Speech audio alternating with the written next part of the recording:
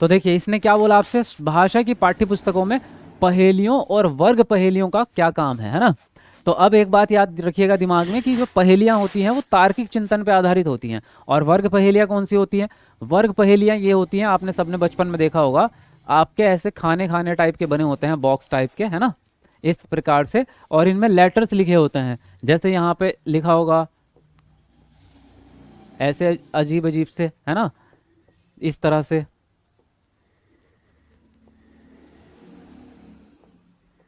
तो आपको क्या करना होता है, आपको इन लेटर्स को मिला करके वर्ड बनाने होते हैं, है ना, या कई बार इसमें नंबरिंग भी होती है, ये लेटर्स भी होते हैं, कई बार इनमें नंबर होते हैं, 12 लिखा है कहीं पे 1 कहीं पे 2, तो उनको मैचिंग करके एक नंबर बनाना होता है। तो ये होती हैं वर्ग पहेलियाँ। इसमें कौन सा चिंतन लगता है? तार्किक चिंतन। ये एक्चुअल में दिमाग लगाने वाला काम है, यानी ये लॉजिक का और ब्रेन वाला काम है, ये भाषा का काम नहीं है। भले ही भाषा की किताब में आप दे रहे हो इसको, लेकिन इससे चिंतन बढ़ेगा, इससे भाषा नहीं बढ़ेगी, इससे चिंतन प्रक्रिया बढ़ा रहे हैं आप। तो यहाँ पर जो आंसर राइट होगा पहला ऑप्शन होगा, विद्यार्थियों में समालोचनात्मक चिंतन योग्यता का विकास करता है जो पहेलियां होती हैं आपके। भाषा में प्रभावपूर्ण संप्रेषण की योग्यता बढ़ाएगा? नहीं, क्योंकि संप्रेषण तब आएगा जब आप बातचीत करेंगे। प्रभावपूर्ण संप्रेषण कब आएगा? जब आप बोलेंगे सुनेंगे, बोलेंगे सुनेंगे, प्रैक्टिस करेंगे, बोलने की प्रैक्टिस करेंगे। यहाँ बोलने की कोई बात ही नहीं है, यहाँ तो सिर्फ पहेलियों की बात हो रही है, यहाँ बोलने वाली कोई बात ही नहीं हो रही है ना। फिर आता है उन्हें कुछ आनंददायक घटकों के साथ पाठ्यपुस्तक को समझने में सहायता करता है। तो यहाँ पर पाठ्यपुस्तक को समझने में भी कोई सहायता नहीं करेगी पहेलियाँ आपकी। पहेलियाँ अपने आप में एक सेपरेट जगह रखती हैं, पाठ्यपुस्तक को समझने के लिए जो है वो कंटेंट की ज़रूरत है जो चैप्टर में आपके दिया है। फिर कह रहे हैं कक्षा का परिवेश जीवंत हो जाएगा। क्यों हो जाएगा? अगर हम अकेले ही बच्चे को दे दें, मान लो हम अकेले अकेले सिंगल बच्चे से करवा रहे हैं पहेलियाँ, तो फिर तो कोई मिक्स होगा ही नहीं, है ना। मित्रवत या जीवन तब कहेंगे जब मिल के बच्चे कर रहे होंगे। तो पहेलियाँ तो अकेले में भी की जा सकती हैं। तो फर्स्ट ऑप्शन यहाँ पर आपका सही जाएगा। चलिए अगले प्रश्न पे आइए। अगला प्रश्न है, आपकी कक्षा में एक दृष्टिबाधित विद्यार्थी है, एक भाषा शिक्षक के रूप में आप क्या करेंगे? पहला ऑप्शन है उस बालक के साथ सहानुभूति भरा व्यवहार करेंगे। दूसरा ऑप्शन है बालक को अन्य बच्चों की तुलना में निम्न स्तर के निष्पादन की छूट देंगे। तीसरा ऑप्शन है नियमित कक्षा कार्य में उसकी मदद करेंगे और उसके साथियों को मदद करने के लिए कहेंगे। और फोर्थ है आपका उस बालक के साथ सामान्य व्यवहार करेंगे तथा उसे श्रव्य सामग्री के द्वारा सहायता करेंगे। बताइए इनमें से कौन सा ऑप्शन सही जाएगा? लिखेंगे अपना अपना आंसर। चलिए फटाफट से लिखिए।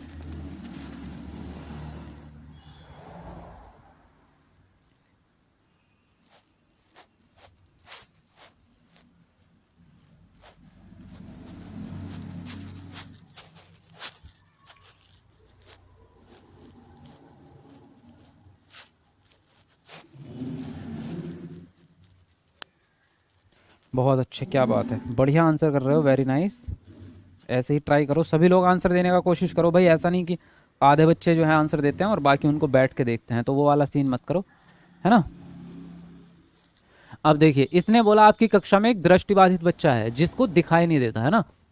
ऐसा बच्चा जिसको दिखाई नहीं देता, उसकी कैसे हेल्प करेंगे आप? उस बालक के साथ सहानुभूति भरा व्यवहार करेंगे? आप नहीं करेंगे, क्योंकि आपको किसी भी बच्चे के साथ सहानुभूति भरा व्यवहार दिखाना नहीं है। सहानुभूति रखनी है लेकिन दिखानी नहीं है, व्यवहार नहीं करना, क्योंकि फिर उससे बच्चे को ये लगेगा कि मैं बाकी बच्चों से कमज़ोर हूँ या बाकी बच्चों से अलग हूँ, और ये फीलिंग आपको बच्चे को कभी नहीं देनी। बच्चे को समझ आना है कि तुम सब एक जैसे हो। बालक को अन्य बच्चों की तुलना में निम्न स्तर का काम देंगे? आप बिल्कुल गलत। क्यों देंगे छूट? आप उसको नहीं देंगे, जितना काम उसको करना है उतना ही करवा के रहेंगे उससे, है ना, जितना उसके लेवल के लिए ज़रूरी है। नियमित कक्षा कार्य में उसकी मदद करेंगे और उसके साथियों को मदद करने के लिए कहेंगे। मदद ठीक है, लेकिन साथी क्यों मदद करेंगे? ये भी गलत है। उस बालक के साथ सामान्य व्यवहार करेंगे और उसे श्रव्य सामग्री के द्वारा सहायता प्रदान करेंगे। सामान्य व्यवहार करेंगे सभी बच्चों के साथ एक जैसा, और श्रव्य रिकॉर्डिंग्स या श्रव्य सामग्री जितनी भी चीज़ें होंगी सुनने वाली, वो उस बच्चे के काम आएगी, क्योंकि वो सुन सकता है, देख नहीं सकता, लेकिन सुनना बहुत अच्छे से आता है उसको। तो अगर आप लेक्चर मेथड देंगे, बोल करके समझाएंगे तो समझ लेगा। रिकॉर्डिंग्स दे दोगे, फ़ोन में रिकॉर्डिंग करके दे दो चैप्टर्स की, वो उसको पढ़ लेगा, है ना। तो आप यहाँ पर आपका फोर्थ वाला आंसर एकदम करेक्ट जाएगा, ठीक है। चलिए जी अगले प्रश्न पे आइए।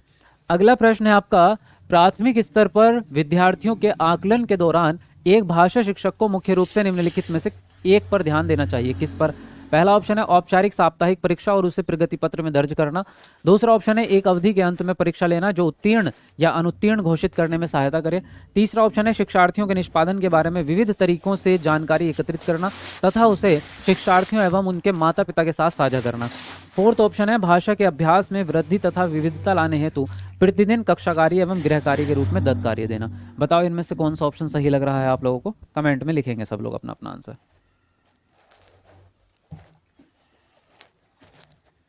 जी सर, आज गारंटी बैच में ईवीएस का मैराथन करके बहुत अच्छा लगा।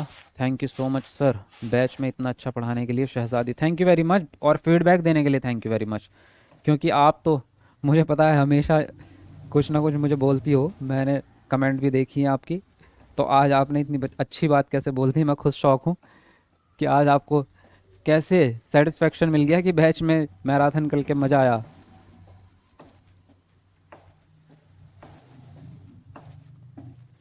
चलिए थैंक यू वेरी मच। चलिए अब यहाँ पर हम बात कर रहे हैं कि प्राथमिक स्तर पर शिक्षार्थियों के आकलन के दौरान एक भाषा शिक्षक को मुख्य रूप से किस पर ध्यान देना चाहिए इनमें से।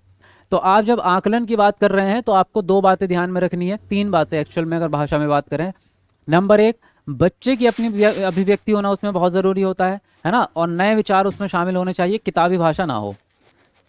मोस्ट इंपॉर्टेंट, किताब का आकलन नहीं लेना, बच्चे की क्षमता का आकलन लेना है, ये याद रखना है आपको। तो किताब के अंदर से सवाल नहीं पूछना, सवाल हमेशा ऐसा पूछो जिसमें बच्चे के अपने अनुभव सामने आ जाए, और विभिन्न तरीके से आकलन करना है, क्योंकि आपकी कक्षा विभिन्न वाली है, समावेशी कक्षा है ना, तो विभिन्न प्रकार के बच्चे हैं और भाषाएं भी बच्चे की अलग अलग हो सकती हैं, मातृभाषाएं, तो आपको विविध या विभिन्न तरीकों से आकलन करना है। ये बात याद रखोगे तो आंसर आराम से आ जाएगा। अब देखते हैं, औपचारिक साप्ताहिक परीक्षा औपचारिक नहीं लेनी है आपको। औपचारिक परीक्षाएं गलत होती है, क्योंकि औपचारिक परीक्षा का मतलब है केवल लिखित परीक्षा, और केवल लिखित परीक्षा हर बच्चा नहीं दे सकता है ना, तो ये आपका गलत जाएगा। एक अवधि के अंत में परीक्षा लेना जो उत्तीर्ण और अनुत्तीर्ण यानी पास और फेल के लिए होती है, ये योगात्मक वाली हो जाएगी। ये कौन सी है? साल के अंत में होने वाली परीक्षा योगात्मक वाली, ये भी आपकी सही नहीं होता तरीका आपका, है ना। आपको रचनात्मक आकलन करना है, योगात्मक नहीं करना। तो शिक्षार्थियों के निष्पादन के बारे में विविध तरीकों से जानकारी एकत्रित करना तथा शिक्षार्थियों और उनके माता पिता के साथ उसको साझा करना, ये आंसर राइट जाएगा। मैंने अभी बताया आपको कि क्या बताया था, विभिन्न तरीकों से आकलन करेंगे आप, ताकि विभिन्न प्रकार के बच्चे हैं उनकी सभी चीज़ें आप आराम से जान पाएँ, और फिर फीडबैक को आप शेयर करेंगे तो अच्छी बात हो जाएगी, और ज़्यादा डेवलपमेंट अच्छा होगा आगे।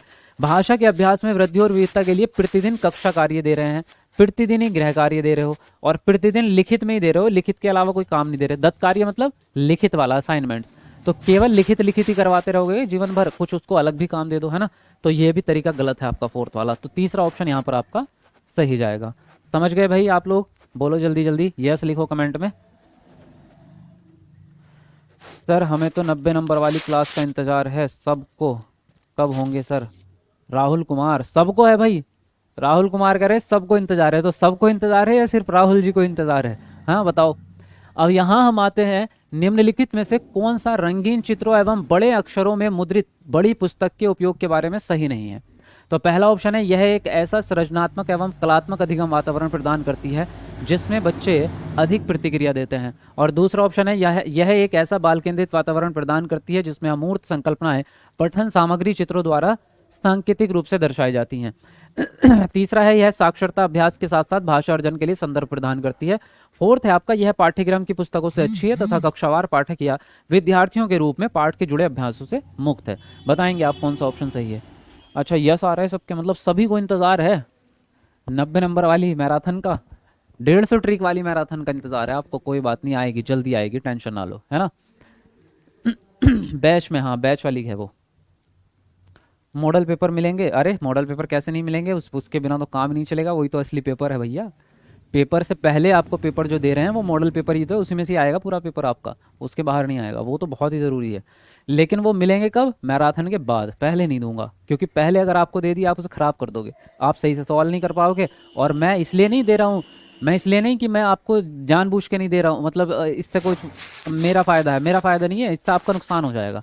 अगर मॉडल पेपर पहले दे दिए और मैराथन आपने करी नहीं होगी, तब तक आप उसको सॉल्व करने लग जाओगे और उसमें मिस्टेक कर दोगे, और मिस्टेक करने के बाद आप डिमोटिवेट हो जाओगे, आपकी बुद्धि खराब हो जाएगी। मैं नहीं चाहता ऐसा हो। पहले मैराथन क्लासेस होंगी, उसके बाद आपको मिलेगा मॉडल पेपर, फिर आप उसको सॉल्व करोगे ना, तब धड़ाधड़ सारे प्रश्न सही होंगे, तब आएगा मज़ा। समझे?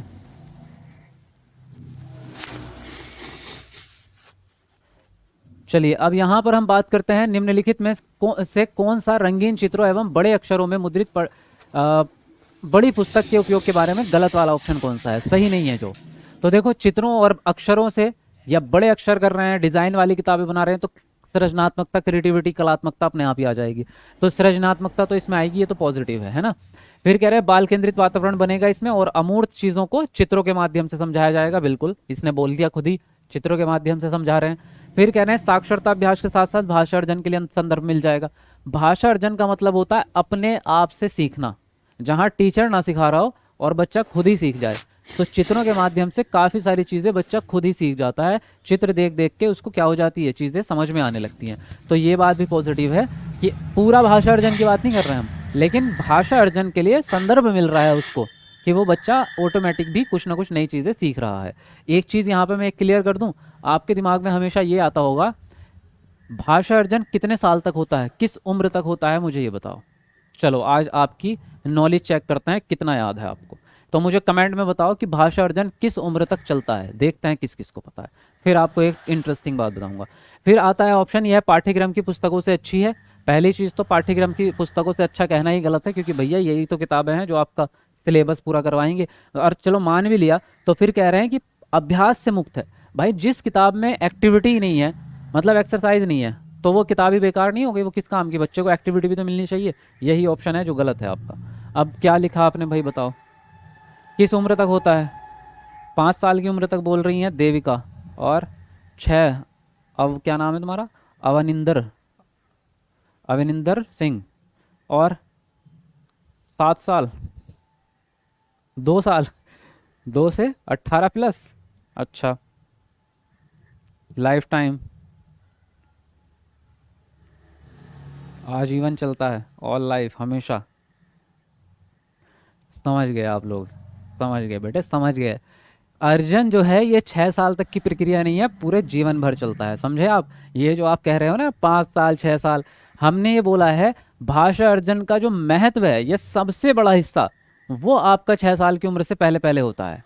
यानी भाषा अर्जन की अगर हम बात करते हैं तो भाषा अर्जन की शुरुआत जो होती है, इसकी शुरुआत जो है वो जन्म से लेके और 6 वर्ष तक हम इसको मानते हैं, है ना, ये शुरुआत है इसकी, या मैक्सिमम हिस्सा इसका जन्म से 6 वर्ष तक बच्चा भाषा अर्जन कर लेता है ना। लेकिन अगर हमारे सामने ये सवाल आए कि चलता कब तक है अर्जन, तो चलता तो पूरी जिंदगी भर है, क्योंकि आप अपने ही समाज से हर रोज कुछ ना कुछ नए शब्द सीखते रहते हैं। आप मान लीजिए बिहार के रहने वाले हैं, आप दिल्ली आ गए कोचिंग करने, दिल्ली की भाषा अलग है बिहार से, तो यहाँ आके आप कम से कम भी नहीं तो